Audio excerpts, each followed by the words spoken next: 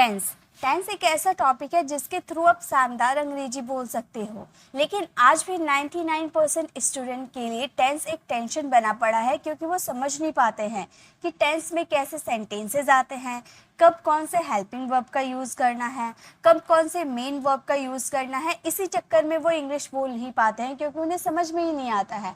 तो गाइस, अगर आप ये पूरा वीडियो अटेंड करते हो तो ये मेरी गारंटी है कि आप पूरा टेंसेस आज के इस वीडियो में सीख के जाओगे। तो चलिए वीडियो को स्टार्ट करते हैं। तो सबसे पहले है टेंस। टेंस को सीखने से पहले टेंस का मतलब क्या होता है? टेंस का मतलब होता है समय या काल। समय क्या है? मतलब किस समय में हम कौन सा कार्य कर रहे हैं, ये हमें बताता है टेंस। ठीक है, टेंस के 3 समय होते हैं। देखिए, हम जो अपनी जिंदगी जी रहे हैं ना, वो 3 समय में जी रहे हैं, या तो प्रेजेंट में जी रहे हैं, या तो पास्ट में, या तो फ्यूचर में। प्रेजेंट यानी कि जो अभी चल रहा है, जैसे मैं आपको पढ़ा रही हूँ, ये प्रेजेंट है, ये हमारा एक समय है प्रेजेंट का। एक पास्ट हो गया, जो पास्ट में हम कुछ काम किए रहते हैं, यानी कि भूतकाल। हम बोलते हैं ना कि पास्ट में वो सब हो गया, वो भूल जाओ। तो पास्ट में, पास्ट भी हमारा एक समय होता है, और फ्यूचर, आने वाले समय की जो प्लानिंग हम करते हैं, वो हमारा फ्यूचर। क्या इसके अलावा भी कोई टाइम होता है? जी बिल्कुल नहीं होता। हमारी जो जिंदगी चल रही है, इसमें सिर्फ 3 ही टाइम होते हैं, प्रेजेंट का, पास्ट का और फ्यूचर का, और किसी का जरूरत नहीं है हमें। अब ये प्रेजेंट के जो होते हैं ना, इसमें भी 4 तरह के सेंटेंसेस आ सकते हैं। या तो इनडेफिनेट, यानी कि प्रेजेंट टेंस में हम 4 तरह के कार्य करते हैं। एक कार्य करते हैं जो इनडेफिनेट होते हैं, यानी कि अनिश्चित होते हैं, जिनका ना शुरू का पता होता है ना अंत का पता होता है। हमें ये नहीं पता होता है कि ये कब शुरू होगा, कब खत्म होगा, चल रहा है या नहीं चल रहा, हमें कुछ पता नहीं चलता है इनडेफिनेट में। तो एक तरह का कार्य ऐसा होता है। दूसरा कार्य होता है कॉन्टिन्यूअस, यानी कि इसमें ये तो पता होता है कि ये काम कंटिन्यू है, लेकिन कब से शुरू हुआ है, कब खत्म होगा, ये हमें नहीं पता होता है। सिर्फ इतना पता होता है कि कोई कार्य जो है वो कंटिन्यू चल रहा है। और थर्ड होता है परफेक्ट। इसमें हमें ये पता चलता है कि कोई काम परफेक्टली खत्म हो चुका है। हमें ये बात पता चलता है किससे? परफेक्ट में। और परफेक्ट कॉन्टिन्यूअस में हमें ये पता चलता है कि कोई काम परफेक्टली खत्म हुआ है और अभी चल भी रहा है, यानी कि आधा खत्म हो चुका है और अभी ये कंटिन्यू चल भी रहा है। इसीलिए इसका नाम परफेक्ट और कॉन्टिन्यूअस दोनों मिलाकर परफेक्ट कॉन्टिन्यूअस बना है। यानी कि आप प्रेजेंट की बात कर लो, पास्ट की बात कर लो, या फ्यूचर की बात कर लो, इनमें 4 ही तरह का कार्य हो सकता है। एक तो इंडेफिनिट, जो कि निश्चित नहीं होता है, एक कॉन्टिन्यूअस जो कि जारी रहता है, एक परफेक्ट जो कि खत्म हो चुका है परफेक्टली, ओके, और एक होता है परफेक्ट कॉन्टिन्यूअस जो कि परफेक्टली खत्म हो चुका है और अभी भी जारी है। यानी कि present indefinite, present continuous, present perfect continuous. वैसे ही past indefinite, past continuous, past perfect continuous. Future indefinite, future continuous, future perfect continuous. यानी कि ये 3 टाइप के 4 टाइप है।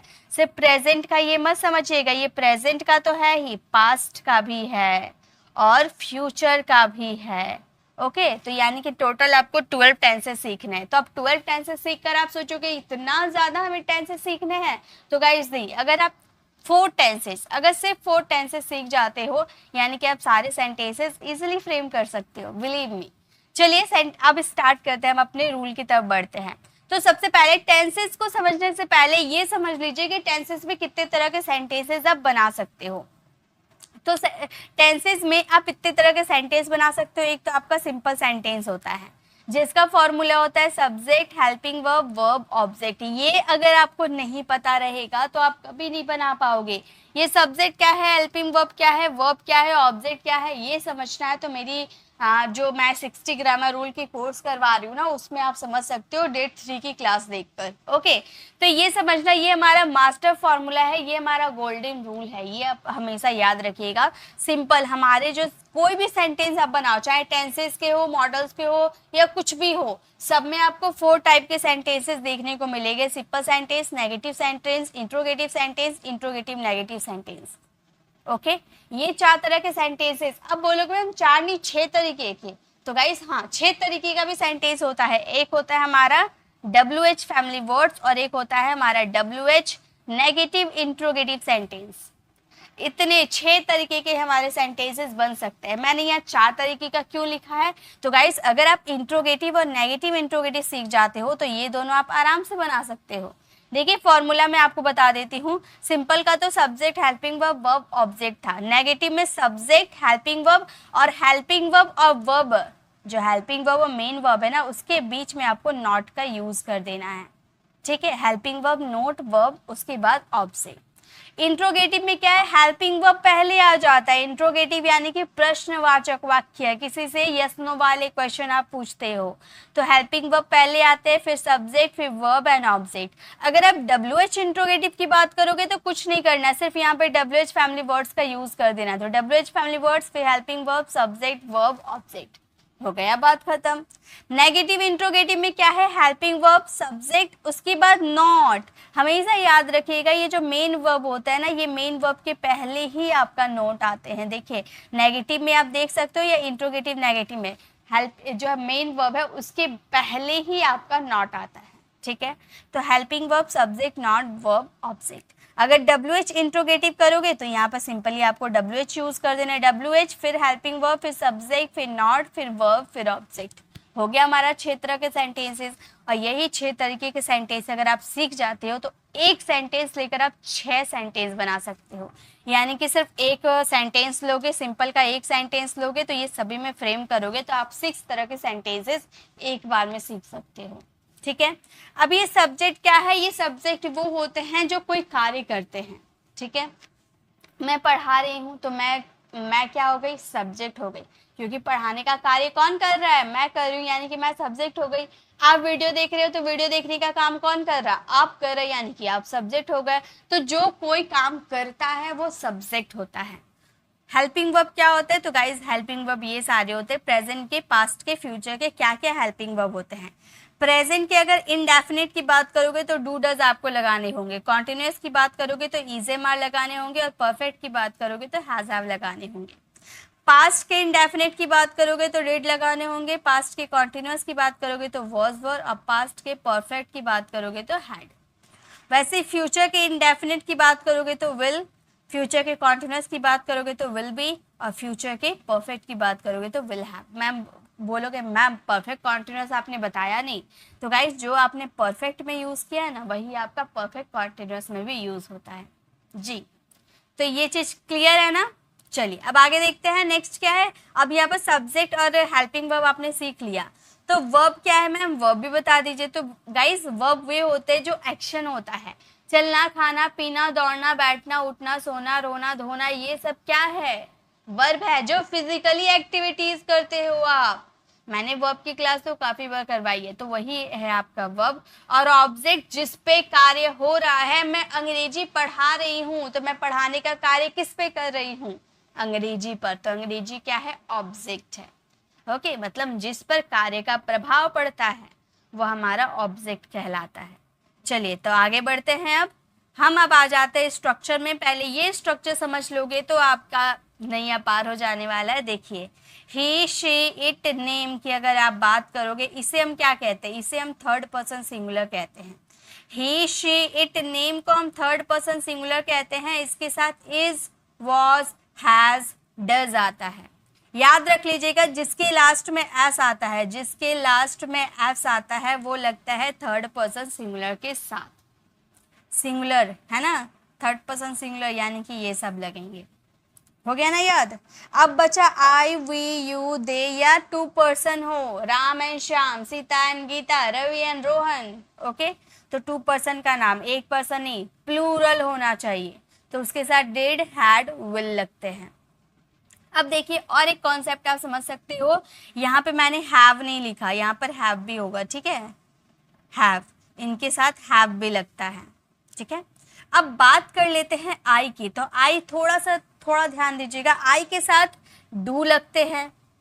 ठीक है, यहाँ पर मैंने डू भी नहीं लिखा, यहाँ डू लगते हैं। ठीक है, डू लगते हैं, वॉज लगते हैं, हैव लगते हैं, उसके बाद आप डिड लगा सकते हो। डिड तो सभी के साथ लगते हैं, विल तो सभी के साथ लगते हैं, हैड तो सभी के साथ लगते हैं। ठीक है, तो याद क्या रखने, यहाँ तो वॉज आपने जो यूज किया ना, ये तो थर्ड पर्सन सिंगुलर के साथ लगते हैं, लेकिन ये आई के साथ भी लगते हैं। ठीक है, तो ये बस इतना कॉन्सेप्ट आपने याद कर लिया। अब हम आते हैं अपने मेन स्ट्रक्चर के आगे। ठीक है,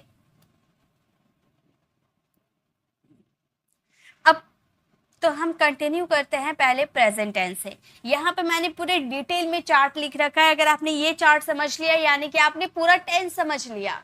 ये चार्ट समझिए, पहले प्रेजेंट की बात करें, फिर पास्ट, उसके बाद फ्यूचर। ओके, प्रेजेंट का इंडेफिनिट यहाँ पर है continuous, perfect, perfect continuous. Okay, indefinite में क्या है?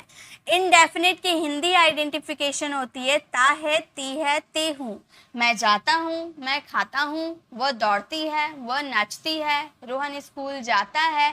यानी कि रोहन स्कूल कब से जाता है, कब से जाएगा, जा रहा है, ये कुछ पता नहीं चलता है। हम सिर्फ इतना अपनी डेली शेड्यूल, याद रखिएगा, डेली शेड्यूल, रूटीन वगैरह बताने के लिए हम प्रेजेंट इंडेफिनिट का यूज करते हैं, लेकिन इसमें कोई समय नहीं पता चलता है कि कब से शुरू हुआ है, कब तक चलेगा, कब तक चल रहा है या नहीं, ये कुछ पता नहीं चलता है, अनिश्चित होते हैं। वह स्कूल जाता है, मैं पढ़ाती हूँ, मैं पढ़ाती हूँ, मैंने सिर्फ बोला, कब से पढ़ाती हूँ, कब तक पढ़ाऊंगी, नहीं बताया मैंने। ठीक है, तो ये कहलाते हैं इंडेफिनिट। इसकी हिंदी आइडेंटिफिकेशन होती है ता है, ती है, ते हूँ। ओके, इसका स्ट्रक्चर होता है सब्जेक्ट, V1 में SES। इसे और अच्छे से क्लियर करूंगी जब मैं एग्जाम्पल करवाऊंगी। ठीक है, कॉन्टिन्यूअस की बात करोगे तो इसकी हिंदी आइडेंटिफिकेशन होती है रहा है, रही है, जा रहा है। इसमें कोई काम कंटिन्यू, लेकिन कब से शुरू हुआ है, कब तक खत्म होगा, इसके बारे में तो पता नहीं होता है, लेकिन इतना पता रहता है कि कोई काम कंटिन्यू चल रहा है। वह जा रहा है, मैं पढ़ रही हूँ, मैं पढ़ा रही हूँ, वह खेल रहा है, हम लोग पढ़ रहे हैं। ओके, तो कोई काम कंटिन्यू चल रहा है। सब्जेक्ट इजेमार और वर्ब का फोर्थ फॉर्म लगते हैं। इसमें वर्ब का फोर्थ फॉर्म लगते हैं। जब भी बात करोगे कॉन्टिन्यूअस की, याद रखिएगा, चाहे वो प्रेजेंट कॉन्टिन्यूअस हो, पास्ट कॉन्टिन्यूअस हो या फ्यूचर कॉन्टिन्यूअस हो, जब भी बात करोगे कॉन्टिन्यूअस की, कंटिन्यू चलेगा, यानी कि वर्ब का फोर्थ फॉर्म आएगा ही आएगा। ओके, अब आ जाते हैं परफेक्ट में। परफेक्ट का हिंदी आइडेंटिफिकेशन होता है चुका है, दिया है, लिया है, ली है, दी है, खाया है, पिया है। मतलब कोई काम परफेक्टली खत्म हो चुका है, कोई काम खत्म हो चुका है। ठीक है, प्रेजेंट से ही रिलेट करा, प्रेजेंट में ही कोई काम, मतलब अभी जस्ट कोई काम खत्म हुआ है। मैंने पूछा कि तुमने कमरा साफ किया, मैंने देखा, मैं कमरे में आई, मैंने देखा कि कमरा गीला है ना, साफ सफाई होता है, मतलब पोछा लगा है तो कमरा गीला गीला सा लग रहा है, फ्लोर सारे गीले गीले लग रहे हैं। तो मुझे पता चल रहा है कि ये प्रेजेंट में हुआ है, तो मैंने आपसे पूछा कमरा साफ किया है, आप बोल रहे मैंने कमरा साफ किया है, यानी कि वो फ्लोर अभी गीला है, यानी कि अभी जस्ट वो काम कंप्लीट हुआ है, मैंने कमरा साफ किया है, यानी कि अभी जस्ट काम किया है। तो यहाँ पे हम प्रेजेंट परफेक्ट को बैठाएंगे। अब पास्ट इंडेफिनिट में क्या कंफ्यूजन होती है वो मैं आपको आगे क्लियर करूंगी। ठीक है, तो प्रेजेंट परफेक्ट का मतलब हो गया कोई काम परफेक्टली अभी खत्म हुआ है। इसका हेल्पिंग वर्ब देखिए, इसका structure subject has have V3। Perfect है यानी कि V3 आएगा ही आएगा। जहां भी परफेक्टली कोई काम खत्म हो चुका है, हो चुका था, हो चुका होगा, यानी कि प्रेजेंट परफेक्ट, पास्ट परफेक्ट या फ्यूचर परफेक्ट, सब में वर्ब की थर्ड फॉर्म लगेगी ही। परफेक्ट कॉन्टिन्यूअस का हिंदी आइडेंटिफिकेशन से रहा है, से रही है। वह सुबह से काम कर रहा है, वह रात से काम कर रही है, मतलब रात से, यानी कि रात में उसने 10 बजे स्टार्ट किया था, अभी 8 बज रहे, 8 बजे तक वो काम कर रही है और अभी भी कंटिन्यू है। ठीक है, से आ जाता है ना, मतलब कोई काम चल रहा है किसी समय से। ओके, तो इसका हेल्पिंग वर्ब देखिए, सब्जेक्ट हैज हैव, मैंने बताया था ना, और हैज हैव के साथ इसमें एक वर्ड आ जाते हैं बिन। उसके बाद वर्ब का फोर्थ फॉर्म, जब भी आप बात करोगे परफेक्ट कॉन्टिन्यूअस, याद रखिए कॉन्टिन्यूअस है यानी कि वर्ब का फोर्थ फॉर्म, रहा है, रही है, आ रहे तो कंटिन्यू चल रहा है तो वर्ब का फोर्थ फॉर्म, और इसमें सिंस फोर लगते हैं। ये जो से आपने यूज किया ना, ये टाइम है, टाइम के लिए सिंस और फोर का यूज करते हैं। ठीक है, चलिए अब सेंटेंसेस में अपने आते हैं, आ जाते हैं प्रेजेंट इंडेफिनिट की तरफ। इसका स्ट्रक्चर तो मैंने यहाँ पर क्लियर किया, सब्जेक्ट, वर्ब का फर्स्ट फॉर्म में SES, ऑब्जेक्ट। ये तो हमारा पॉजिटिव सेंटेंस का स्ट्रक्चर है। अगर नेगेटिव बनाओगे तो सब्जेक्ट हो जाएगा, उसमें आपको यूज करने होंगे, एक मिनट, उसमें आपको यूज करने होंगे डू या डज। ये तो मैंने किसके साथ लगेगा क्या, ये तो मैंने बताया है। उसके बाद not plus V1 and object, ये स्ट्रक्चर आपका नेगेटिव है, और इंट्रोगेटिव आएगा तो हेल्पिंग वर्ब आगे आ जाएगा। ठीक है, बस यही है हमारा स्ट्रक्चर। राम स्कूल जाता है, Ram goes to school. Ram क्या है, थर्ड पर्सन सिंगुलर है, तो वर्ब का वर्ब में एस ही एस। अब एक याद रखिएगा, अगर आपका फर्स्ट पर्सन मतलब प्लूरल रहा, फर्स्ट पर्सन सिंगुलर या प्लूरल रहा तो वर्ब का फर्स्ट फॉर्म, और थर्ड पर्सन सिंगुलर रहा, मैंने बताया था ना थर्ड पर्सन सिंगुलर रहा तो उसमें वर्ब में आपको लगाने पड़ेंगे एस या ई एस। ठीक है, वर्ब के फर्स्ट फॉर्म में आपको लगाने होंगे एस या ई एस। तो गो में हम लोगों ने ई एस लगा दिया, राम गोज टू स्कूल। अगर यहाँ पे रहता मैं स्कूल जाती हूँ तो मैं बोलती आई गो टू स्कूल। यहाँ पे गोज ना लिखकर मैं गो लिखती, क्योंकि आई के साथ क्या लगते हैं, गो लगते हैं, वर्ब का फर्स्ट फॉर्म। ओके, नेक्स्ट है वह चाय नहीं पीता है, तो वह चाय नहीं पीता है, नहीं यानी कि नेगेटिव, नेगेटिव के लिए डू डज का यूज करना है। वह यानी कि ही, हम बोलेंगे ही, और ही यानी कि थर्ड पर्सन सिंगुलर के साथ डज लग रहा था तो हम बोलेंगे ही डज नॉट। अब देखिए यहाँ पर आप ड्रिंक टी का यूज कर सकते हो, या तो आप यहाँ पर हैव टी का यूज कर सकते हो, पीने के लिए हैव का भी यूज किया जाता है, या फिर यहाँ पर आप टेक टी का यूज कर सकते हो। ये तीनों का मतलब ही हो गया पीना, आप किसी का भी यूज कर सकते हैं। He does not drink tea, he does not have tea, he does not take tea. Okay, क्या तुम मुझे जानते हो, डू यू नो मी, तुम यानी कि प्लूरल, उसके साथ हमने डू का यूज किया। डू यू नो मी, क्या तुम मुझे जानते हो। जब भी आप डू डज का यूज करोगे ना तो V1 ही आएंगे, वर्ब का फिफ्थ फॉर्म आप यूज मत कीजिएगा। ओके, क्या वह कपड़े नहीं धोती है, किसी गर्ल की बात कर रहे यानी कि डज का यूज करेंगे, हम बोलेंगे does she not wash clothes. क्या वो कपड़े नहीं धोती है, does she not wash cloth. Okay, next है मैं सेव खाता हूँ, ये सेंटेंस आप फ्रेम कीजिएगा और इसका आंसर कमेंट में दीजिएगा। चलिए नेक्स्ट देखते हैं, नेक्स्ट क्या है। अब हम आते हैं प्रेजेंट कॉन्टिन्यूअस। प्रेजेंट कॉन्टिन्यूअस यानी कि इस टेंस में कोई काम कंटिन्यू चलता है ना। इज एम आर प्रेजेंट है यानी कि इज एम आर, और कंटिन्यूअस में मैंने बताया था जब भी कोई काम कंटिन्यू चलेगा यानी कि वर्ब का फोर्थ फॉर्म लगाएंगे। मैं पढ़ रहा हूँ, आई एम रीडिंग, किसके साथ इज एम आर लगता है ये तो मैंने बता दिया है। ठीक है, मैं पढ़ रहा हूँ, आई एम रीडिंग, हम घर नहीं जा रहे हैं। नेगेटिव, नेगेटिव में कुछ नहीं करना, इज एम आर के बाद आपको नॉट का यूज कर देना, फिर वर्ब का फोर्थ फॉर्म आएगा। ओके, तो हम बोलेंगे we are not going home. Going to home का यूज मत कीजिएगा, ये मैंने रिसेंट में very common mistakes in English के क्लास में मैंने ये चीज करवाया था। गोइंग टू होम नहीं होता है, going home. We are not going home मतलब हम घर नहीं जा रहे हैं। क्या राम पढ़ रहा है, राम थर्ड पर्सन सिंगुलर, उसके अकॉर्डिंग इसका यूज किया। इज राम रीडिंग, क्या राम पढ़ रहा है।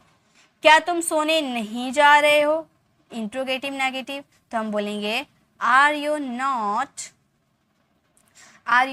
Going to sleep, are you not going to sleep. क्या तुम सोने नहीं जा रहे हो, are you not going to sleep. Going इसके साथ टू हमेशा आता है, देखिए टू स्लीप हमने यूज किया ना, टू हमेशा आता है लेकिन होम से पहले नहीं आता है, याद रखिएगा। ठीक है, श्याम लिख रहा है, ये सेंटेंस आप फ्रेम कीजिएगा और इसका आंसर कमेंट में दीजिएगा। चलिए आगे देखें, नेक्स्ट अब हम मूव करते हैं प्रेजेंट परफेक्ट की तरफ। मैंने बताया था ना परफेक्ट यानी कि परफेक्टली कोई काम खत्म हो चुका है, इसमें वर्ब की थर्ड फॉर्म लगती है। हैज हैव के साथ वर्ब की थर्ड फॉर्म, चाहे प्रेजेंट हो, पास्ट हो या फ्यूचर हो, परफेक्ट रहा यानी कि वर्ब की थर्ड फॉर्म। ठीक है, जैसे कि हमारा सेंटेंस है लता ने गाना गाया है। अब लता ने गाना गाया है यानी कि वो अभी जस्ट ये काम कंप्लीट किया है, लता ने ये काम अभी जस्ट कंप्लीट किया है यानी कि ये प्रेजेंट से रिलेट कर रहे हैं। हम बोलेंगे लता हैज संग अ सॉन्ग। ये तो आपकी सिचुएशन, हिंदी वाले सेंटेंस तो यहाँ पर है देख के हम समझ जा रहे हैं कि यहाँ पर हैज का यूज करना है, प्रेजेंट से रिलेट कर रहा है।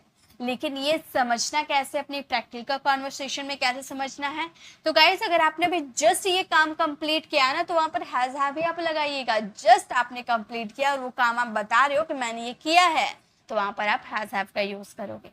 ओके, वह अभी तक नहीं आया है, नहीं गया है, हैज हैव के बाद नॉट लगा देंगे अगर नेगेटिव रहा तो। वह अभी तक नहीं गया है, तो यहाँ पर अभी तक यानी कि येट का यूज किया गया है और नेगेटिव, तो हम बोलेंगे वह यानी कि ही के साथ लगते हैं has. He has not verb की थर्ड फॉर्म गॉन, और अभी तक यानी कि येट, वह अभी तक नहीं गया है, he has not gone yet. क्या तुम लिख चुके हो, हैव यू रिटन, यू के साथ हैव लगते हैं वर्ब की third form. Have you written, क्या तुम लिख चुके हो?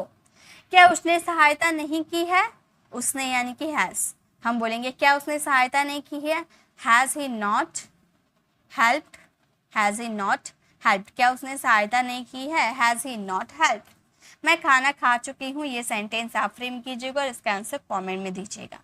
नेक्स्ट देखिए, नेक्स्ट क्या है, अब हम बात करते हैं प्रेजेंट परफेक्ट कॉन्टिन्यूअस के। प्रेजेंट परफेक्ट कॉन्टिन्यूअस यानी कि परफेक्ट यानी कि हैज हैव और कॉन्टिन्यूअस यानी कि वर्ब का फोर्थ फॉर्म।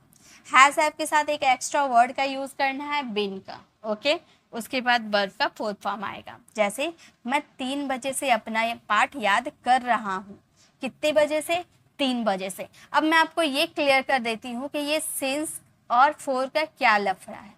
ये सिंस फोर बहुत कंफ्यूज करते हैं ना स्टूडेंट को, तो मैं आपके लिए आज ये कंफ्यूजन क्लियर कर देती हूँ।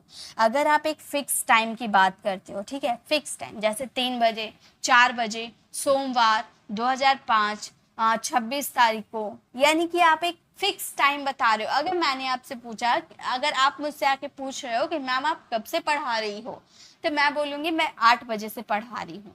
तो आपके मन में ये तुरंत आ गया ना, तो कि मैम तो 8 बजे से पढ़ा रही है, यानी कि इसमें हम लगाएंगे सिंस। 8 बजे यानी कि सिंस।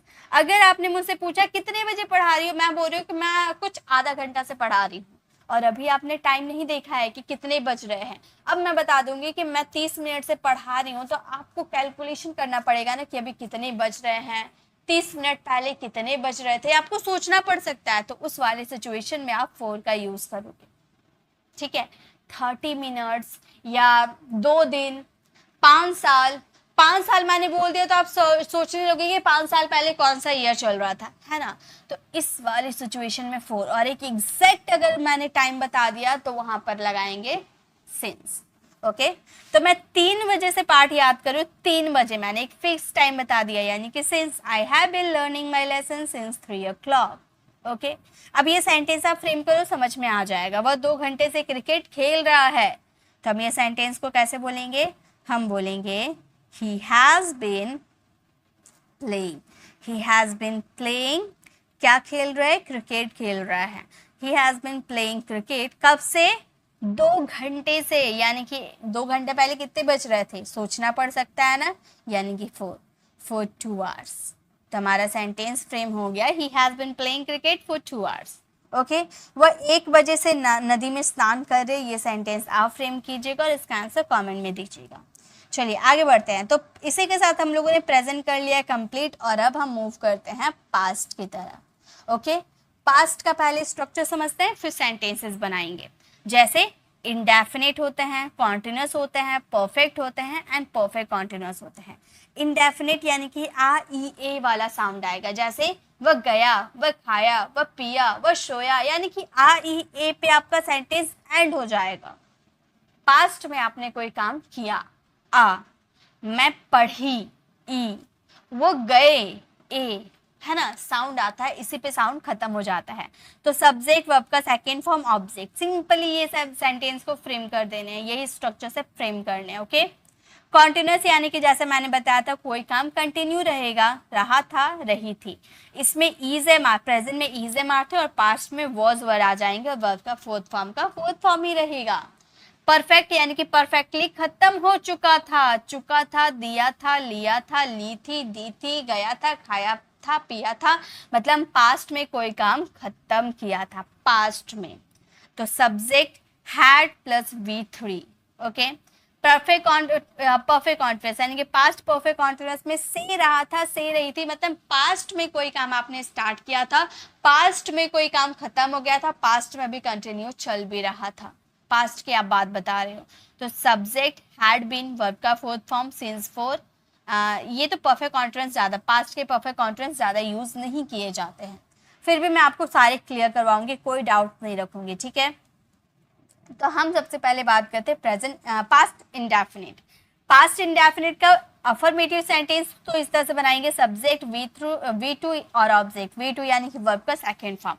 लेकिन अगर नेगेटिव इंट्रोगेटिव रहा तो कैसे बनाएंगे? तो नेगेटिव में सब्जेक्ट और इसमें यूज करेंगे डिड नॉट प्लस वर्ब का फर्स्ट फॉर्म, ओके। जब आप डिड नॉट का यूज कर दोगे तो V2 आपका V1 में बदल जाएगा, याद रखिएगा ये सब चीजें, ठीक है। जैसे तुमने एक पत्र लिखा, you wrote a letter, affirmative sentence, तो ये है राइट का second form wrote, you wrote a letter. उसने सच नहीं बोला, उसने सच नहीं बोला नेगेटिव, तो हम क्या बोलेंगे, उसने यानी कि ही, और सभी सब्जेक्ट के साथ डिड लगते हैं, ठीक है। He did not speak, verb का first form, he did not speak the truth, उसने सच नहीं बोला, he did not speak the truth. क्या राजू ने झूठ बोला, डिड राज, क्या राज ने झूठ बोला, डिड राज टेल अ लाई, तो डिड हमने यूज कर दिया, वर्ब का फर्स्ट फॉर्म हमने यूज कर दिया, ठीक है। क्या वो बाजार नहीं गई, क्या वो बाजार नहीं गई, तो हम बोलेंगे did she not, did she not go to the market, क्या वो बाजार नहीं गई, तो हम बोलेंगे did she not go to the market. तो यहाँ पर आपने शी के बाद नॉट, यानी कि वर्ब का फर्स्ट फॉर्म के बाद आपने नॉट का यूज किया, ठीक है। मैंने उसे एक पुस्तक दी, ये सेंटेंस आप फ्रेम कीजिएगा और इसका आंसर कमेंट में दीजिएगा, ओके। चलिए आगे देखते हैं नेक्स्ट क्या हमारे। तो गाइस अब हमारा नेक्स्ट है past continuous tense. Past continuous, जैसे आपने प्रेजेंट सीखा, बिल्कुल पास्ट, आपने 4 टेंसेस सीख लिया, 4 नहीं मान, आपने पास्ट टेंसेस सीखा, present indefinite, present continuous, present perfect और प्रेजेंट परफेक्ट कॉन्टिन्यूअस और पास्ट सिंपल। ये 5 टेंसेस अगर आपने सीख लिया ना, मतलब आपने सारे ग्रामर सीख लिए, टेंस के सारे रूल सीख लिए, क्योंकि आपने प्रेजेंट कॉन्टिन्यूअस में नोटिस किया होगा कि is am are plus verb का फोर्थ फॉर्म था, है ना। तो पास्ट में भी तो कुछ नहीं है, इज एम आर को रिप्लेस कर वॉज वर्ड लगा दिए, वर्ब का फोर्थ फॉर्म का फोर्थ फॉर्म है, नेगेटिव बनाएंगे तो यहाँ नॉट, यानी कि सेम रूल अप्लाई होगा, सेम रूल अप्लाई होगा, बस वहां पर मतलब प्रेजेंट की बात करें तो इज एम आर, पास्ट की बात करेंगे तो वॉज वर्ब, बाकी स्ट्रक्चर वैसे ही रहेगा। वह पत्र लिख रहा था, he was writing a letter, okay, was verb plus verb का फोर्थ फॉर्म। हम आपको नहीं बुला रहे थे, तो हम क्या बोलेंगे, हम बोलेंगे we were not calling you, we were not calling you, हम आपको नहीं बुला रहे थे, we were not calling you. क्या तुम कानपुर जा रहे थे, were you going to Kanpur, were you going to Kanpur, क्या तुम कानपुर जा रहे थे। क्या तुम उसे नहीं पीट रहे थे, तो हम क्या बोलेंगे, क्या तुम उसे नहीं पीट रहे थे, were you not beating him, were you not beating him, क्या तुम उसे नहीं पीट रहे थे, were you not beating him. वह अंग्रेजी सीख रहा था, ये सेंटेंस आप फ्रेम कीजिएगा और इसका आंसर कमेंट में दीजिएगा, ओके। चलिए नेक्स्ट देखते हैं। नेक्स्ट अब हम बात करते हैं पास्ट परफेक्ट की। पास्ट परफेक्ट का मतलब हो गया जैसे आपने प्रेजेंट परफेक्ट में हैज है प्लस वर्ब की थर्ड फॉर्म लगाया था, तो यहाँ पर पास्ट में आपको हैड प्लस वर्ब की थर्ड फॉर्म लगाना है। यहाँ जो मैं आपको रूल बता रही हूँ ना, ये बिल्कुल बेसिक है, अगर आपको एडवांस सीखना है ना तो मैं आपको नेक्स्ट वीडियो में पास्ट परफेक्ट के एडवांस यूजर सिखाऊंगी। इस तरीके से बिल्कुल बेसिक, अभी आप इंग्लिश बोलने की शुरुआत कर रहे हो इसीलिए मैं आपको ये सेंटेंसेस दे रही हूँ, वरना ये सेंटेंसेस आपके काम नहीं आएंगे, ठीक है। फिर भी मैं आपको बता दे रही हूँ क्योंकि आप स्टार्टिंग कर रहे हो तो आपके लिए जानना ज़रूरी है। जैसे राम विद्यालय जा चुका था, Ram had gone to school, okay. मेरी बहन खाना नहीं पका चुकी थी, तो हम बोलेंगे माई सिस्टर। यहाँ पे मैंने बस ये समझाने की कोशिश की है कहाँ पर आपको हेल्पिंग वर्ब लगाने, कैसे मेन वर्ब लगाने, बस मैं ये आपको समझा रही हूँ। बाकी अगर आपको पास्ट परफेक्ट सीखना है तो मैंने बहुत सारी वीडियो बना रखा है, वो आप देख सकते हो, ठीक है। तो my sister had not cooked food, मेरी बहन खाना नहीं पका चुकी थी। क्या आपने अपना काम पूरा कर लिया था, ये सेंटेंस आप फ्रेम कीजिएगा और इसका आंसर कॉमेंट में दीजिएगा। चलिए आगे बढ़े। नेक्स्ट है हमारा है past perfect continuous tense. Past perfect continuous tense का मतलब होता है जैसे आपने प्रेजेंट परफेक्ट कॉन्टिन्यूअस बनाता है has have been plus verb का फोर्थ फॉर्म, वैसे पास्ट है हैड बीन प्लस वर्ब का फोर्थ फॉर्म। कॉन्सेप्ट बिल्कुल क्लियर है, सिंस फोर बिल्कुल वैसे ही लगेंगे, ओके। वह सुबह से पढ़ रहा था, तो हम बोलेंगे he had been reading since morning. मैं 2 घंटे से टहल रहा था, तो हम बोलेंगे आई हैड बिन वॉकिंग। टहलना यानी कि वॉक करना, आई हैड बिन वॉकिंग 2 घंटा यानी कि फॉर 2 आवर्स। तो हमारा सेंटेंस फ्रेम हो गया I had been walking for 2 hours. वह 3 बजे से कमरा साफ कर रही थी। ये सेंटेंस आप फ्रेम कीजिएगा और उसका आंसर कमेंट में दीजिएगा। सिंस 4 ध्यान से लगाओगे, ठीक है आप। नेक्स्ट अब हम मूव करते हैं फ्यूचर टेंस की तरफ। फ्यूचर टेंस का मतलब होता है, इसमें क्या है, 3, मतलब भविष्य में, आने वाले भविष्य की बात अब हम कर रहे हैं। Indefinite, continuous, perfect, perfect continuous. Indefinite में क्या आते हैं, इसकी हिंदी आइडेंटिफिकेशन होती है गागेगी। कॉन्टिन्यूअस की हिंदी आइडेंटिफिकेशन होती है रहा होगा, रही होगी। और परफेक्ट की हिंदी आइडेंटिफिकेशन होती है चुका होगा, दिया होगा, लिया होगा, ली होगी, दी होगी, ठीक है। और परफेक्ट कॉन्टिन्यूअस की होती है से रहा होगा, से रही होगी। अब एक चीज आप ध्यान दीजिएगा, इसमें कुछ भी नहीं है। फ्यूचर इंडेफिनिट में सब्जेक्ट विल प्लस वर्ब का फर्स्ट फॉर्म, फ्यूचर कॉन्टिन्यूअस में subject will be plus verb का फोर्थ फॉर्म, और परफेक्ट में subject will have plus verb का थर्ड फॉर्म, और परफेक्ट कॉन्टिन्यूअस में subject will have been plus verb का fourth form. Since use नहीं होता, यहाँ फ्रॉम यूज होता है, फ्रॉम और फॉर। ओके, चलिए आगे मैं बताती हूँ एग्जाम्पल के through. Future indefinite, future indefinite का स्ट्रक्चर तो आपने पढ़ लिया। वह स्कूल जाएगा, इसकी हिंदी आइडेंटिफिकेशन गागेगी। रूल एकदम सिंपल है, सब्जेक्ट विल प्लस वर्ब का फर्स्ट फॉर्म ऑब्जेक्ट, सभी सब्जेक्ट के साथ विल। शैल का यूज नहीं होता है। ओके, तो कोई स्टूडेंट ये नहीं बोलेंगे कि मैम आपने शैल का यूज क्यों नहीं किया, क्योंकि शैल अब यूज नहीं होता है मॉडर्न इंग्लिश में, याद रखिएगा। वह स्कूल जाएगा, he will go to school. वह घर नहीं जाएगा, वह घर नहीं जाएगा, तो हम बोलेंगे he will not go home. वह घर नहीं जाएगा, he will not go home. क्या तुम दिल्ली जाओगे, will you go to Delhi, will you go to Delhi, क्या तुम दिल्ली जाओगे। क्या मुकेश गाना नहीं गाएगा, तो हम क्या बोलेंगे, हम बोलेंगे will Mukesh not sing a song, will Mukesh not sing a song. क्या मुकेश गाना गाएगा, will Mukesh not sing a song. हम हॉकी खेलेंगे, ये सेंटेंस आप फ्रेम कीजिएगा, ठीक है। ये जैसे आपने प्रेजेंट सीखा ना, वैसे ही सारे ये इजी है, ठीक है। फ्यूचर कॉन्टिन्यूअस तो बिल्कुल सेम है, जैसे आपने प्रेजेंट और पास्ट सीखा, बिल्कुल फ्यूचर भी सेम है। सब्जेक्ट विल बी वर्ब का फोर्थ फॉर्म। तुम पत्र लिख रहे होगे, मतलब आने वाले समय में आप ये काम कर रहे होगे, कर नहीं रहे, कर रहे होगे आप, ठीक है। तुम पत्र लिख रहे होगे, you will be writing a letter, मतलब मैं आपको पत्र लिखना सिखा रही हूँ, तो मैं बोलूंगी कि आने वाले समय में आप पत्र लिख रहे होंगे, यानी कि फ्यूचर की बात कर रहे हैं, तो विल बी प्लस वर्ब का फोर्थ फॉर्म। राघव खेल नहीं रहा होगा, राघव नहीं खेल रहा होगा, तो हम बोलेंगे राघव विल नॉट। अब यहाँ पर थोड़ा मैं आपको क्लियर कर दूंगी, विल नॉट बी प्लेइंग। अब यहाँ पर विल भी तो आपने यूज कर दिया, लेकिन नॉट कैसे यूज होगा, तो गाइज जब आप नेगेटिव की बात करोगे तो विल बी के बीच में आपका नॉट आएगा। ओके, जैसे विल बी के बीच में हमने नॉट का यूज किया, याद रखिएगा, ठीक है। क्या रंजना गाना गा रही है, will Ranjana be singing a song. Will हमने यूज किया, फिर रंजना, उसके बाद बी। विल बी साथ में यूज मत कीजिएगा स्टार्टिंग में, वरना सेंटेंस रॉन्ग हो जाएंगे। याद रखिएगा, सब्जेक्ट फिर पहले हेल्पिंग वर्ब फिर सब्जेक्ट, उसके बाद ही बी का यूज कीजिएगा।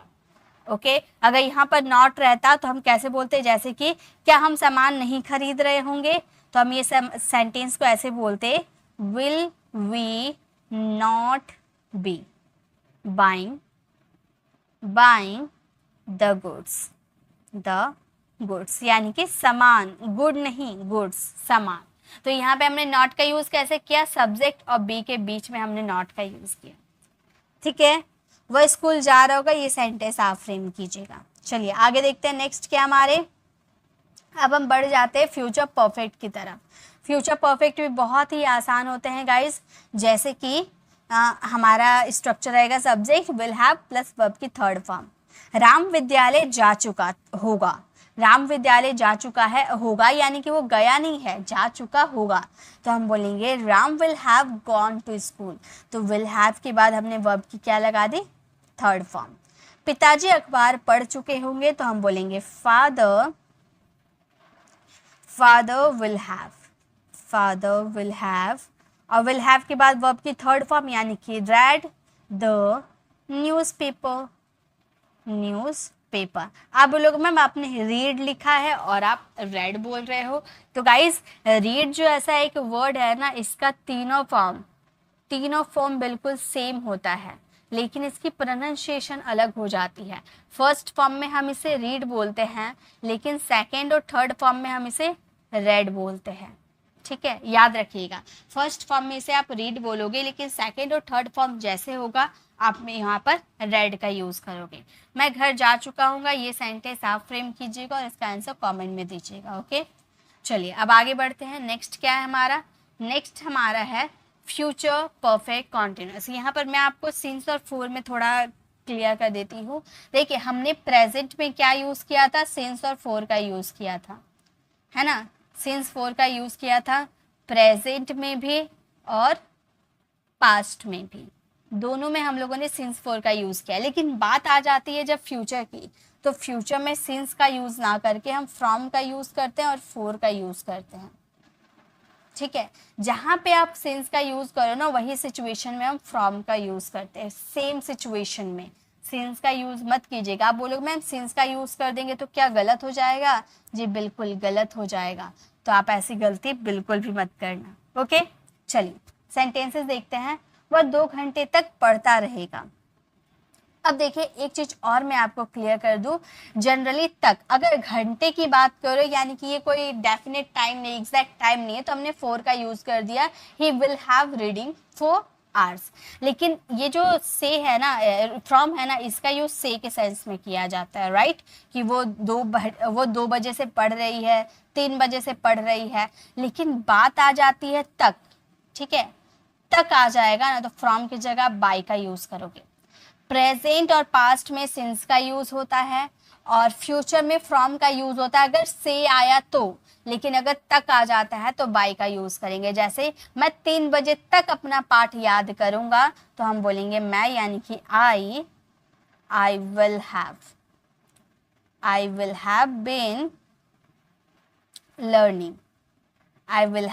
Learning my lesson.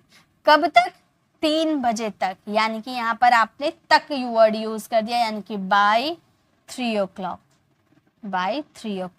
यहाँ पर आता है कि मैं 3 बजे से अपना पाठ याद करता रहूंगा, तो आप बोलते I will have been learning my lesson from 3 o'clock। Okay, Shyam 2 घंटे तक कमरा साफ करता रहेगा। ये सेंटेंस आप फ्रेम कीजिएगा और इसका आंसर कमेंट में दीजिएगा। तो गाइस, ये थी आज की हमारी पूरी क्लास। ये हमने 12 टेंसेस सीखा, और यहाँ जो आपको दिख रहा है ये आपका होमवर्क रहेगा। इस सेंटेंसेस जितने आपको दिख रहे हैं, ये सारे सेंटेंसेस मैंने टेंसेस के हिसाब से लिया है। इसे अगर आप फ्रेम कर लेते हो, यानी कि आपको टेंसेस समझ में आ गया। सबसे पहले हमारा है मुझे पता चला। कई बार हम बोलते हैं ना, मुझे पता चला तुम दिल्ली जा रहे हो, मुझे पता चला तुमने नया फ़ोन खरीदा है, तो मुझे पता चला, इसके लिए हम बोलेंगे आई कैम टू नो। देखिए, अगर आप इसे गूगल में ट्रांसलेट करोगे तो इसके सिर्फ एक ही मीनिंग नहीं निकलेंगे, इसके बहुत सारे मीनिंग निकलेंगे। मैं आपको सारे मीनिंग बताऊंगी कि कैसे कैसे आप इसका यूज़ कर सकते हो, क्या क्या इसकी जगह यूज़ कर सकते हो। मुझे पता चला इसकी जगह बहुत सारे वर्ड्स का यूज़ कर सकते हो। लेकिन हालांकि अगर आप सबको रिप्लेस करके सिर्फ इतना यूज़ करते हो आई कैम टू नो, तो भी 100% नहीं 200% आपके सेंटेंसेस करेक्ट आएंगे। ये सारे वैसे फ्रेजेस है जो कि इंग्लिश मूवीज़ में यूज़ किया जाता है। ओके, तो आप इसे गूगल में ट्रांसलेट करके इसका मीनिंग अलग निकल जाता है, तो आप कंफ्यूज मत होइएगा। ये मैंने बोला, बहुत सारे सेंटेंसेस और फ्रेजेस ऐसे होते हैं जो वर्ड टू वर्ड ट्रांसलेट नहीं होते हैं। ओके, चलिए मैं आपको सभी कुछ बताऊंगी। तो मुझे पता चला आप यूज कर सकते हो आई कैम टू नो, उसकी जगह आप यूज कर सकते हो, देखिए बहुत सारे वर्ड का यूज कर सकते हो। आप इसकी जगह यूज कर सकते हो आई फाउंड आउट का यूज कब करोगे? जैसे मुझे पता चला, इसके लिए यूज करोगे। लेकिन जैसे मुझे पता चला, यानी कि मैंने पता किया, मुझे पता चला, है ना।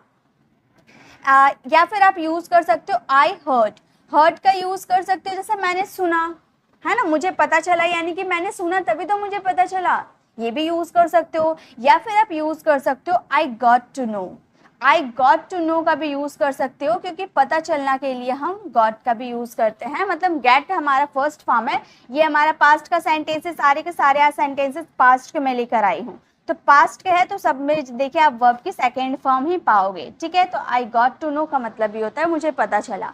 तो मुझे पता चला, इसके लिए आपके पास 4 वर्ड है, आप इनमें से किसी का भी यूज़ करोगे तो आपके सेंटेंसेस 100% करेक्ट होंगे। लेकिन मैं एक बात बताऊं, सबसे ज़्यादा इंपॉर्टेंट है I came to know, I got to know. ये काफ़ी एडवांस साउंड करते हैं, अगर आप इसका यूज़ अपनी डेली लाइफ में करोगे तो काफ़ी एडवांस तरीके से आप इंग्लिश बोल सकते हो। तो पहला सेंटेंस देखिए, पहला सेंटेंस है मुझे पता चला तुम फेल हो गए। मुझे पता चला तुम फेल हो गए, आप चारों में से किसी का भी यूज कर सकते हो। तो चलिए, ये तो आपको पता है, मैं आपको एक ही सेंटेंसेस में कैसे यूज करना है सभी बता देती हूँ, आप किसी का भी यूज कर लो। सबसे पहले यूज करते आई कैम टू नो का। ओके, मुझे पता चला तुम फेल हो गए, हम बोलेंगे I came to know. I came to know मतलब मुझे पता चला तुम फेल हो गए, यानी कि यू फेल्ड, यू फेल्ड। ठीक है, मुझे पता चला तुम फेल हो गए, I came to know you failed. Okay, अब इसी को हम बहुत तरीके से बना सकते हैं। अब ये जो आपको दिख रहा है मुझे पता चला, इसे रिप्लेस करके हम यूज कर सकते हैं I found out. I found out you failed मतलब मुझे पता चला तुम फेल हो गए। या फिर आई हर्ड का भी यूज करेंगे, मुझे पता चला या मैंने सुना। ठीक है, आई हर्ड यू फेल्ड। या फिर आप यूज कर सकते हो I got to know you failed, मुझे पता चला तुम फेल हो गए। ओके, तो आप किसी का भी यूज करोगे, आपका सेंटेंस वही रहेगा। नेक्स्ट है मुझे पता चला तुमने नया फोन लिया है, तो आप कैसे बोलोगे, मुझे पता चला आपने नया फोन लिया है। आप किसी का भी यूज कर दो, आपके सेंटेंसेस बिल्कुल राइट होंगे। आप बोल सकते हो I heard you got a new phone, you got a new phone. अब लेना के सेंस में हम टेक का यूज कर सकते हैं, वहाँ हम गेट का भी यूज कर सकते हैं। ठीक है, मतलब लेना यानी कि खरीदने के सेंस में हम गेट का भी यूज करते हैं। मैंने आपको गेट के यूजर में बताया था, खरीदने के सेंस में हम गेट का यूज करते हैं और गेट की सेकेंड फॉर्म हमारी गॉट होती है। ठीक है, यहाँ खरीदने के सेंस में हम यहाँ पर गॉट का यूज किया है, यहाँ पर आप बॉट का भी यूज कर सकते थे। I heard you bought a new phone या फिर I heard you got a new phone. Okay, हम एडवांस बोल रहे हैं इसलिए एडवांस वर्ड का ही यूज कर रहे हैं, बेसिक नहीं बोल रहे हैं। मुझे पता चला तुम दिल्ली जा रहे हो, मुझे पता चला तुम दिल्ली जा रहे हो, तो आप बोल सकते हो आई कैम टू, या फिर आई गॉट टू नो का यूज करते हैं। ठीक है, हम बोल सकते हैं I got to know, I got to know मुझे पता चला तुम दिल्ली जा रहे हो। You were going to Delhi, you were going to Delhi. अब यहाँ पर आप थोड़ा कंफ्यूज हो जाओगे कि मैम आपने यहाँ पर वर का यूज़ क्यों किया है। तो मैंने काफ़ी बार आपको बताया है कि अगर आपका फर्स्ट सेंटेंस पास्ट का रहता है तो सेकंड सेंटेंस भले ही प्रेजेंट कॉन्टिन्यूअस का क्यों ना हो, उसे पास्ट में ही कन्वर्ट करना हो। तो पहला पास्ट है तो दूसरा भी पास्ट में ही कन्वर्ट करना, ये हमेशा आप याद रखना। तो I got to know you were going to Delhi, मुझे पता चला तुम दिल्ली जा रहे हो, यानी कि आपको पास्ट में पता चला कि वो पास्ट में दिल्ली जा रहा है। ओके, तो इस तरह से फर्स्ट सेंटेंस पास्ट है तो सेकंड सेंटेंस भी पास्ट में ही आएगा। चलिए नेक्स्ट है, तो ये आप मुझे पता चला, इसके लिए चारों वर्ड का यूज कर सकते हो, चारों को रिप्लेस करके आप इनमें से किसी का भी यूज करो, आपके सेंटेंसेस वही बनेंगे। ठीक है, नेक्स्ट देखिए, नेक्स्ट है आपका मेरे दिमाग में आया, मेरे दिमाग में आया, इसके लिए आप यूज कर सकते हो it occur to me, it occur to me का यूज करो। या फिर कई बार आप इंग्लिश मूवीज में ऐसा भी सुनने को आपको मिलेगा, it came in my mind, in my mind. ठीक है, इन का यूज करेंगे, मेरे दिमाग में आया it came in my mind. इसका भी यूज आप इंग्लिश मूवीज अगर देखोगे ना, वहां पर आपको इसका यूज पता चल जाएगा। तो आप it came in my mind का भी यूज कर सकते हो, या फिर इट ऑकर टू मी, ज्यादा use it occur to me का यूज किया जाता है, इसे भी आप याद करते हो तो चलेगा। It came in my mind को अगर आप नहीं भी याद करते हो तो भी चलेगा, इट ऑकर टू मी आप यूज कीजिएगा। ओके, मेरे दिमाग में आया कि मुझे होमवर्क करना है, मुझे दिमाग में आया कि मेरे दिमाग में आया कि मुझे होमवर्क करना है, तो आप कैसे बोलोगे, आप बोलोगे it occurred, it occurred to me, it occurred to me, मेरे दिमाग में आया कि, यानी कि दैट, मुझे होमवर्क करना है। अब देखिए करना है यानी कि करना पड़ता है, मजबूरी है, ये सेंटेंसेस हम शो करना चाहते हैं। मेरे दिमाग में आया कि मुझे मतलब मुझे होमवर्क करना है, ये सेंटेंसेस आपके देखने में प्रेजेंट के लग रहे हैं, लेकिन फर्स्ट सेंटेंस पास्ट में तो दूसरा सेंटेंस भी पास्ट में होगा। अगर यहाँ पर आप कंपल्सन शो करना चाहते हो, कंपल्सन शो करना चाहोगे तो आप यूज करोगे I had to do homework, I had to do homework. अगर आप इसमें कंपल्सन शो नहीं करना चाहते हो, इसमें आप यूज करना चाहते हो अपनी मर्जी, तो हैड के जगह पे यूज कर दोगे was का, ठीक है। It occurred to me that I was to do homework, ठीक है। लेकिन ज्यादातर आप ध्यान दीजिएगा हैज टू, हैव टू और हैड टू का ही यूज किया जाता है, ठीक है। मेरे दिमाग में आया कि मैंने उसे फोन कर लिया है, मेरे दिमाग में आया कि मैंने उसे फोन कर लिया है, तो हम ये सेंटेंसेस को बोलेंगे it occurred to me, it occurred to me, मेरे दिमाग में आया, it occurred to me that मैंने उसे फ़ोन कर लिया है, यानी कि I called him, I called him, मैंने उसे फ़ोन कर लिया है, ठीक है आ रहा है, यानी कि इसका मतलब ये नहीं कि प्रेजेंट परफेक्ट का सेंटेंस है, नहीं, ये पास्ट का है, क्योंकि हमारा फर्स्ट सेंटेंस पास्ट में है, ओके। मेरे दिमाग में आया कि मुझे कुछ करना चाहिए, मेरे दिमाग में आया कि मुझे करना चाहिए, तो हम इसे कैसे बोल सकते हैं, हम इसे बोल सकते हैं it occurred to me, it occurred to me, मेरे दिमाग में आया कि that I should have eaten something, मुझे कुछ खाना चाहिए, I should eaten something। अब यहाँ पर should have का यूज़ क्यों किए, क्योंकि should का past form हमारा should have होता है, इसीलिए it occurred to me that I should have eaten something, मुझे मेरे दिमाग में आया कि मुझे कुछ खाना चाहिए या मुझे कुछ खाना चाहिए था, ओके। इस तरह से आप सेंटेंसेस बनाओगे। चलिए नेक्स्ट देखते हैं। नेक्स्ट गाइस हमारा है मैंने सोचा, इसके लिए हम यूज़ करेंगे I thought, मैंने सोचा I thought, ये तो काफ़ी यूज़ किया जाता है, ठीक है। मैंने सोचा मुझे लगा, ऐसे आप कह सकते हो, ठीक है, यानी कि I thought। मैंने सोचा वह अमीर है, मतलब देखने में अच्छा सूट वूट पहना है, मुझे लगा कि वह अमीर है, तो हम कैसे बोलेंगे I thought he was rich, I thought he was rich। अब was का यूज क्यों किए, क्योंकि thought हमारा वर्ब का सेकेंड फॉर्म है, ये हमारा पास्ट का सेंटेंस है, इसीलिए सेकेंड सेंटेंस भले प्रेजेंट का है लेकिन हमें पास्ट में कन्वर्ट करना है। I thought he was rich, मैंने सोचा वह अमीर है। मैंने सोचा वह मुझसे बात करेगी, तो हम बोलेंगे I thought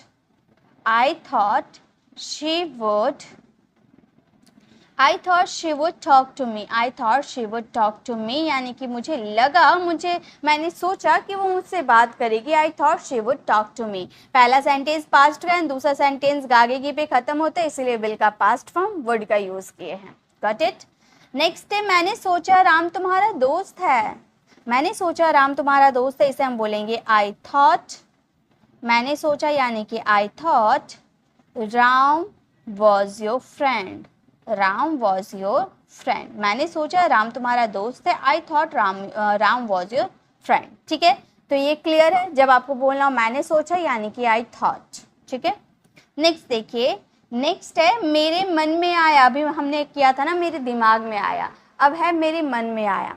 मेरे मन में आया कि मैं थोड़ा पढ़ लूँ, मेरे मन में आया कि मैं आराम से थोड़ा बात कर लूँ, तो मेरे मन में आया यानी कि it came to my mind, to का यूज़ करेंगे, ठीक है। It came to my mind यानी कि मेरे मन में आया, ठीक है। मेरे दिमाग में आया इट ऑकर टू मी था, और मेरे मन में आया it came to my mind, okay. मेरे मन में आया कि मुझे जॉब कर लेनी चाहिए, तो आप कैसे बोलोगे, आप बोलोगे it came to my mind, मेरे मन में आया। की के लिए आप दैट का यूज़ करोगे, मुझे जॉब कर लेनी चाहिए, तो आप बोल सकते हो आई शुड। देखिए इसके लिए आप दो वर्ड का आप इसे प्रेजेंट में भी कन्वर्ट कर सकते हो। अगर आप नॉर्मल इंग्लिश बोल रहे हो, आप सिर्फ स्पीकिंग के लिए यूज़ कर रहे हो ना, तो हम ऐसे भी बोल सकते हैं it came to my mind that I should get a job, या फिर आप इसे पास्ट में कन्वर्ट करना चाहते हो तो भी यूज़ कर सकते हो it came to my mind that I should have got a job, ठीक है। शुड हैव प्लस वर्ब की थर्ड फॉर्म यूज़ कर सकते हो, या फिर आप इस तरह से भी बना सकते हो, क्योंकि स्पीकिंग में हमें मतलब सेंटेंसेस देखने में रॉन्ग लगते हैं लेकिन स्पीकिंग के लिए परफेक्ट हो। मेरे मन में आया कि मुझे अंग्रेजी सीख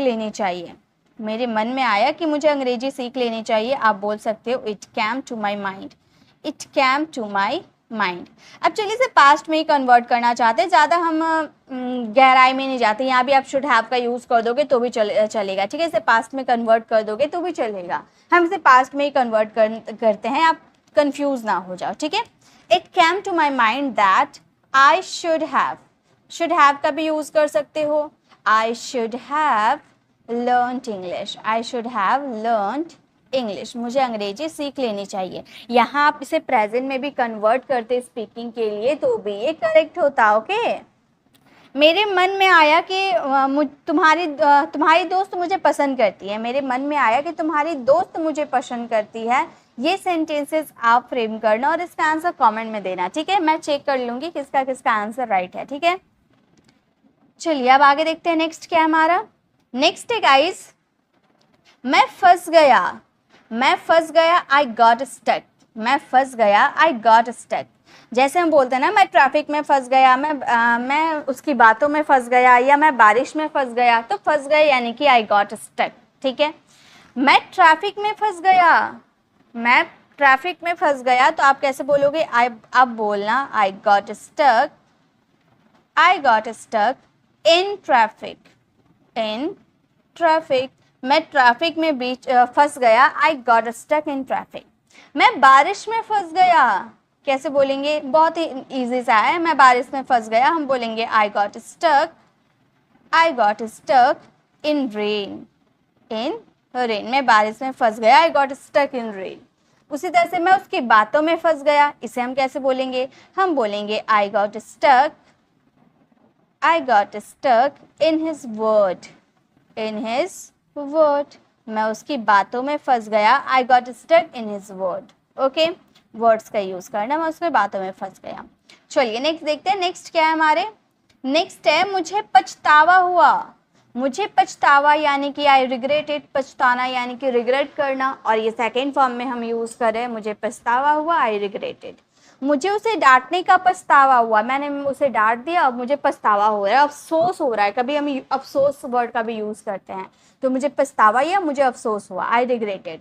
मुझे उसे डांटने का पछतावा हुआ, आप बोल सकते हो I regretted, I regretted to scold him, to scold him. मुझे उसे डांटने का पछतावा हुआ, I regretted to scold him.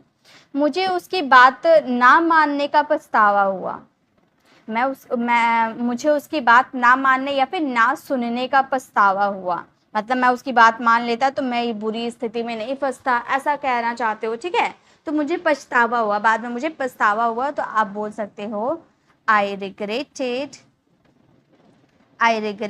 To not listen to him. मुझे उसकी बात ना सुनने ना मानने का पछतावा हुआ, I regretted to not listen to him. मुझे उसे पीटने का अफसोस हुआ या पछतावा हुआ, तो आप बोल सकते हो I regretted to beat him, to beat him. मुझे उसे पीटने का पछतावा हुआ, I regretted to beat him. Next देखिए, तो मुझे पछतावा हुआ, मुझे अफसोस हुआ, उसके लिए यूज करेंगे I regretted. Next and the last है हमारे, मैं छोड़ आया, मैं छोड़ आया, तो इसे हम कैसे बोलेंगे? हम इसे बोलेंगे आई लेफ्ट या आई ड्रॉप ऑफ। देखिए दो तरीके का छोड़ आना हो गया, जैसे आप कोई थिंग्स छोड़ आए घर में, जैसे मैं किताब छोड़ आया, मैं अपनी चाबियाँ छोड़ आया, मैं अपना फ़ोन छोड़ आया। तो थिंग्स अगर आप छोड़ने की बात करते हो तो आप लेफ्ट का यूज़ कर दो। लेकिन अगर आप किसी को कहीं पर छोड़ आते हो, जैसे मैं रोहन को स्कूल छोड़ आया, मैं उसे बस स्टॉप छोड़ आया, मैं उसे रेलवे स्टेशन छोड़ आया। ठीक है, तो किसी को छोड़ आया यानी कि आपने उसे ड्रॉप कर दिया, अपनी गाड़ी में आपने उसे ड्रॉप कर दिया, तो आप यूज कर सकते हो I drop off, I dropped off. Okay, या आई लेफ्ट का यूज करोगे जैसे कोई थिंग्स को आप छोड़ आए या किसी पर्सन को आप छोड़कर आ गए, मतलब छोड़ के हमेशा के लिए जो छोड़कर या फिर घर छोड़ आए। ठीक है, तो इस तरह से आप यूज करना। मैं घर पर अपनी किताब छोड़ आया, तो आप बोलना I left my book, I left my book at home. या फिर मैं घर पर अपनी चाबियां छोड़ आया, I left my keys at home. ठीक है, नेक्स्ट है मैं राम को बस स्टैंड छोड़ आया, मैं राम को बस स्टैंड छोड़ आया, तो हम इसे कैसे बोलेंगे? मतलब आपने उसे अपनी गाड़ी में बैठाया और उसे बस स्टैंड तक छोड़ कर आए। ठीक है, तो इसे हम बोल सकते हैं I dropped Ram, I dropped Ram of at the bus stand, at the bus stand. और एक बात मैं आपको बता दूं, यहाँ जो ऑफ हमने यूज़ किया है ना, इसे आप यहाँ पर यूज़ कर भी सकते हो, नहीं भी करोगे तो भी आंसर राइट होंगे, करोगे तो भी राइट होंगे, ठीक है। तो I dropped Ram of at the bus stand, मैं उसे स्कूल छोड़ आया। ये सेंटेंसेस को आप फ्रेम करना और इसका आंसर कमेंट में जरूर देना। तो गर्मी हो रही है, गर्मी हो रही है, इसे अगर आप स्पीकिंग के लिए यूज करना चाहते हो तो इट्स हॉट का यूज कर सकते हो। हालांकि ये जो हॉट आपको दिख रही है आपका एक्शन नहीं है। अगर आप इसे वर्ब के फोर्थ फॉर्म में चेंज करना चाहते हो तो गाइस हॉट आपका वर्ब का फोर्थ फॉर्म में चेंज नहीं हो सकता, क्योंकि ये एक्शन वर्ब नहीं है। अगर आप इसे ग्रामर रूल के हिसाब से फॉलो करना चाहते हो, यानी कि रही हो, रहे हैं, ऐसा रहता है तो हम क्या यूज करते हैं, इज़ प्लस वर्ब का फोर्थ फॉर्म। तो आप इस तरह से यूज कर सकते हो। आप यूज कर सकते हो फील हॉट, ठीक है, यानी कि गर्मी हो रही है, यानी कि आपको गर्मी महसूस हो रही है। तो अगर आप स्पीकिंग के लिए यूज करना चाहते हो तो इट्स हॉट का यूज करना, लेकिन अगर आप ग्रामर रूल के हिसाब से फॉलो करना चाहते हो तो फील हॉट का यूज कर सकते हो। चलिए सेंटेंसेस के थ्रू मैं बताती हूँ। जैसे अगर आपको बोलना हो आज गर्मी हो रही है, बहुत ही भयानक गर्मी हो रही है सभी जगह, तो आज गर्मी हो रही है, अगर आप इसे बोलना चाहते हो स्पीकिंग के लिए तो आप ऐसे यूज कर सकते हो। आप बोल सकते हो it's hot today, it's hot today, आज गर्मी हो रही है, आप बोल सकते हो इट्स हॉट टुडे। बहुत ही कॉमन है, बहुत ज़्यादा यूज़ किया जाता है। ठंडी लग रही है, इट्स कोल्ड टुडे, इस तरह से यूज़ कर सकते हो।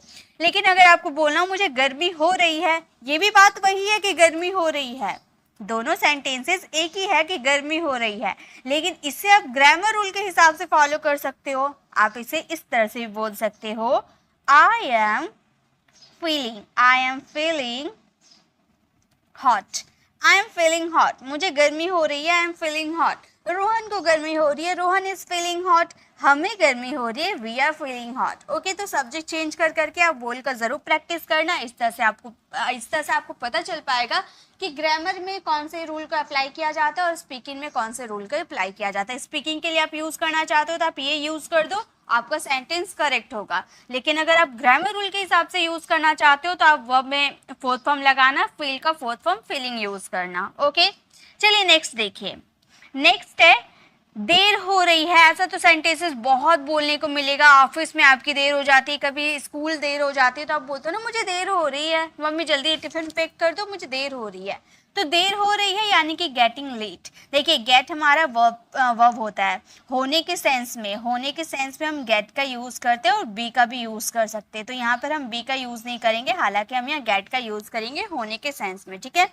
तो यहाँ पर कॉन्टिन्यूटी चल रही है, तो गेट का फोर्थ फॉर्म गेटिंग हमने यूज किया और देर यानी कि लेट। लेट हमारा कोई वर्ब नहीं होता है। ओके, जैसे मुझे देर हो रही है, मुझे देर हो रही है, आप कैसे बोलोगे, चलिए मेरे साथ बनाइए, बहुत ही इजी है। गेटिंग लेट का यूज करना और आपका रूल आपका लगेगा प्रेजेंट कॉन्टिन्यूअस का, ठीक है। तो मुझे देर हो रही है, आप बोलना I am getting late, I am getting late, मुझे देर हो रही है, I am getting late. Okay, Rohan को देर हो रही है, रोहन इज गेटिंग लेट, उन्हें देर हो रही है, they are getting late. Okay, जल्दी करो हमें देर हो रही है, आप बोल रहे हो जल्दी करो हमें देर हो रही है। मैंने यहाँ इंग्लिश में भी लिख रखा है ताकि जो लोग हिंदी नहीं समझ पाते वो इंग्लिश में समझ जाएंगे। ओके, तो जल्दी करो हमें देर हो रही है, हम बोल सकते हैं हरी अप, हम बोलेंगे hurry up, we are getting late, we are getting late, hurry up we are getting late, मतलब जल्दी करो हमें देर हो रही है। ओके, तो इस तरह से आप यूज कर सकते हो, देर हो रही है यानी कि गेटिंग लेट, ठीक है। चलिए नेक्स्ट है गर्मी हो गया, देर हो गया, अब है बारिश हो रही है, बारिश हो रही है। अगर आपको बोलना हो बाहर बारिश हो रही है तो बारिश हो रही है यानी कि रेनिंग। रेन हमारा फर्स्ट फॉर्म होता है, देखिए इसमें आप यूज करोगे has been raining. Okay, has been या हैव भी हो सकता है, हैज या हैव कुछ भी हो सकता है, बिन रेनिंग, ठीक है। ये आपका प्रेजेंट परफेक्ट कॉन्टिन्यूअस टेंस में चला जाएगा, पास्ट परफेक्ट कॉन्टिन्यूअस टेंस में भी चला जा सकता है अगर यहाँ पर आप था लगा दोगे, ठीक है। तो बारिश हो रही है, हैज बीन रेनिंग का यूज करोगे। जैसे कल से बारिश हो रही है, आप बोलना चाहते हो कल से बारिश हो रही है, तो आप कैसे बोलोगे, आप बोलना it has been raining, it has been raining since yesterday. कल से आपने एक डेफिनेट टाइम बता दिया तो सिंस यस्टरडे। हमारा सेंटेंस क्या फ्रेम हो गया, हमारा सेंटेंस हो गया it has been raining since yesterday, कल से बारिश हो रही है। अंदर आ जाओ बाहर बारिश हो रही है, आप बोल रहे हो अंदर आ जाओ बाहर बारिश हो रही है, तो याद क्या रखने आपको, बारिश हो रही है यानी कि हैज बिन रेनिंग। यहाँ पर हैज क्यों यूज किए, क्योंकि बारिश की बात हो रही है, यहाँ पर नॉन लिविंग की बात हो रही है, यानी कि इट का यूज होगा और इट के साथ हमेशा हैज का यूज होता है। ओके, तो चलिए सेंटेंसेस बनाते हैं। अंदर आ जाओ, अंदर आ जाओ हम क्या बोलेंगे, हम बोल सकते हैं कम इनसाइड, अंदर आ जाओ कम इनसाइड। और एक बात आप ध्यान दीजिए, यहाँ पर हमने बोला था कल से बारिश हो रही है, यानी कि यहाँ पे हमने सेंटेंस ही ऐसा बोला कि कोई काम किसी समय से स्टार्ट हुआ था और अभी भी कंटिन्यू है, यानी कि प्रेजेंट परफेक्ट कॉन्टिन्यूअस टेंस। लेकिन यहाँ है बारिश हो रही है, बाहर बारिश हो रही है, तो अभी आप प्रेजेंट की बात करो कि अंदर आ जाओ बाहर बारिश हो रही है, तो ये तो प्रेजेंट की बात है, प्रेजेंट में कंटिन्यू चल रहा है। हमने ये थोड़ी बोला है कि कोई समय से कोई काम स्टार्ट है, नहीं, यानी कि ये सेंटेंस हमारा प्रेजेंट कॉन्टिन्यूअस का है, तो इसमें हैज हैव बीन नहीं लगाएंगे, is am are plus verb का फोर्थ फॉर्म। हम क्या बोलेंगे, हम बोलेंगे इट्स, इट इज का कॉन्ट्रैक्शन इट्स, हम बोलेंगे इट्स रेनिंग आउटसाइड। अंदर आ जाओ बाहर बारिश हो रही है, तो आप क्या बोलोगे, आप बोलना come inside it's raining outside. Okay, अगर आपको बोलना हो 4 बजे से बारिश हो रही है, तो आप बोलोगे it has been raining since 4 o'clock। Okay, अगर आप बोलो 4 घंटे से बारिश हो रही है, तो आप बोलना it has been raining for 4 hours। इस तरह से यूज करना। चलिए आगे देखते हैं। नेक्स्ट है हमारा भीड़ हो रही है, आपको बोलना हो भीड़ हो रही है, तो आप क्या बोलोगे, गेटिंग क्राउडेड। सिर्फ क्राउडेड का यूज मत करना, इसे 2 तरीके से आप बना सकते हो, ठीक है। गेटिंग क्राउडेड का भी यूज कर सकते हो, जैसे मैंने आपको बताया था ना कि होने के सेंस में हम गेट का यूज करते हैं, राइट, होने के सेंस में हम गेट का यूज करते हैं, लेकिन होने के सेंस में आप यूज कर सकते हो बी का भी, होने के लिए बी का भी यूज किया जाता है। तो यहाँ भी होने का सेंस आ रहा है, भीड़ हो रही है तो होने का सेंस आ रहा है, तो यहाँ पे आप बी का फोर्थ फॉर्म बीइंग का यूज कर सकते हो इज एम आर के साथ। ये आपका कॉन्टिन्यूटी में चला जाएगा, पैसिव वॉइस में चला जाएगा, ठीक है। जैसे कि दुकानों में भीड़ हो रही है, लेकिन किसकी भीड़ हो रही है, कौन भीड़ कर रहा है, इसके बारे में नहीं पता है, तो आप इसे पैसिव में बना सकते हो, लेकिन आप गेट का भी यूज करोगे तो काफी एडवांस साउंड करोगे, ठीक है। आप इस तरह से बोल सकते हो the shops are getting crowded, the shops are getting crowded, मतलब दुकानों में भीड़ हो रही है। ऐसे आपको बोलना हो कि मार्केट में भीड़ हो रही है, तो आप क्या बोलोगे, मार्केट्स आर गेटिंग क्राउडेड। इस तरह से आप यूज कर सकते हो, ठीक है। नेक्स्ट है मार्केट में लोगों की भीड़ हो रही है, यहाँ पर किसकी भीड़ हो रही है, लोगों की। यहाँ पर जिसकी भीड़ हो रही है मैंने बता दिया ना, यहाँ पे मैंने सिर्फ बोला था दुकानों में भीड़ हो रही है, तो हमने क्या यूज किया, getting crowded as a passive voice के रूप में हम लोगों ने इसे यूज किया था। लेकिन अब मैं बोल रही हूँ कि मार्केट में लोगों की भीड़ हो रही है, मतलब किसकी भीड़ हो रही है मैंने वो बता दिया है। तो इसे कैसे बनाएंगे वो देखिए, इसे हम बोलेंगे देयर इज, याद रखिए दोनों तरीका तो कहीं भी कोई सा भी यूज करना पड़ जाए, आप बोलोगे there is crowd of people, there is crowd of people in the market, in the market. फर्क क्या है, फर्क क्या है, फर्क ही देखिए, यहाँ पर दुकानों में भीड़ हो रही है, लेकिन किसकी भीड़ हो रही है आपने ये नहीं बताया, तो आप बोलोगे the shops are getting crowded या फिर the shops are being crowded. Getting की जगह बीइंग को रिप्लेस करके आप यूज कर सकते हो, ठीक है। मार्केट में लोगों की भीड़ हो रही है, किसकी भीड़ हो रही है, लोगों की। मैंने जिसकी भीड़ हो रही है मैंने वो बता दिया, तो उसके लिए आप गेटिंग क्राउडेड का यूज नहीं करोगे, उसके लिए आप यूज करोगे there is a crowd of, there is a crowd of. जैसे कि बाहर लोगों की भीड़ हो रही है, बाहर लोगों की भीड़ हो रही है, तो आप बोलोगे there is crowd of people outside, मतलब बाहर लोगों की भीड़ हो रही है। तो इस तरह से यूज करना। अगर पैसिव वॉइस नहीं रहेंगे तो आप there is a crowd of, जिसकी भीड़ हो रही है उसका जिक्र कर देना। ओके, चलिए आगे देखते हैं। नेक्स्ट है हमारा बेचैनी हो रही है, बेचैनी हो रही है, इसे 2 तरीके से आप बोल सकते हो। कैसे कैसे बोल सकते हो, आप बोल सकते हो फीलिंग अनईजी या फीलिंग रेस्टलेस, ठीक है। दोनों में से कोई सा भी यूज कर सकते हो, फीलिंग अनईजी या फीलिंग रेस्टलेस। जैसे जल्दी खिड़की खोलो, रिया को बेचैनी हो रही है।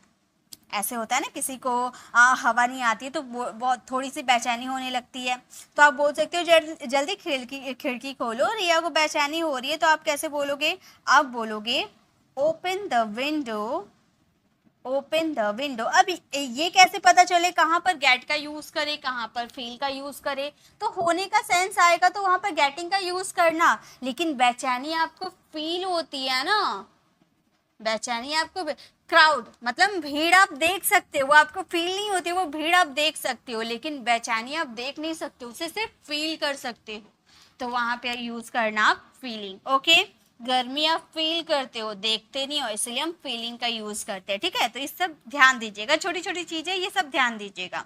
ओपन द विंडो क्विकली, आप बोलना ओपन द विंडो क्विकली। रिया को बेचैनी हो रही, यानी कि